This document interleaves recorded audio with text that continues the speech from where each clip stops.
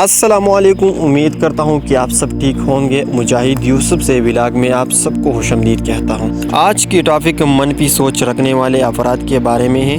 Video interesting ہے، video کو لازمی دیکھیے۔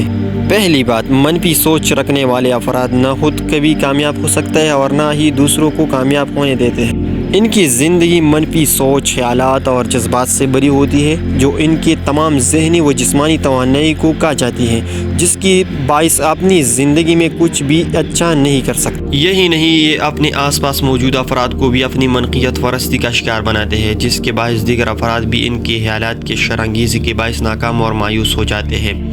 عقل مند افراد کا کہنا ہے کہ اگر آپ زندگی میں کچھ کامیابی حاصل کرنا چاہتے ہیں تو اس کے لیے ضروری ہے کہ آپ منفی سوچ رکھنے والے دوست اور احباب سے دور رہیں۔ یہاں پر ہم آپ کو ایسے افراد میں پائے جانے والی کچھ عادات بتا رہے ہیں۔ اگر آپ آس پاس موجود افراد میں کسی بھی شخص میں ان میں سے کوئی بھی عادات موجود ہو تو فوری طور پر اس سے دور ہو جائے، بصورت دیگر زندگی میں ناکام ہونے کے لیے تیار رہیں۔ منفی سوچ رکھنے والے افراد کی عادات۔ منفی سوچ رکھنے والے افراد کے آس پاس اگر کوئی محنتی شخص کامیابی حاصل کرنے اور خوش ہو تو یہ کبھی بھی ان کی خوشی میں خوش نہیں ہوتے۔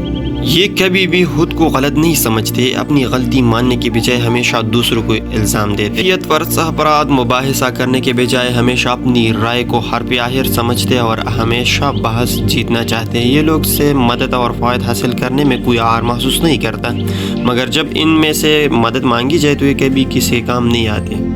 ایسے لوگ بے معنی گپ شپ کرنے کے شوقین ہوتے ہیں اور ان کا موضوع گفتگو دوسرے افراد کی حامی اور ناکامیاں ہوتی ہے۔ ان کی زندگی جذباتیات سے بھرپور ہوتی ہے اور یہ اپنے جذبات، ڈراموں اور فیصلوں میں آپ کو بھی شامل کر لیتا ہے۔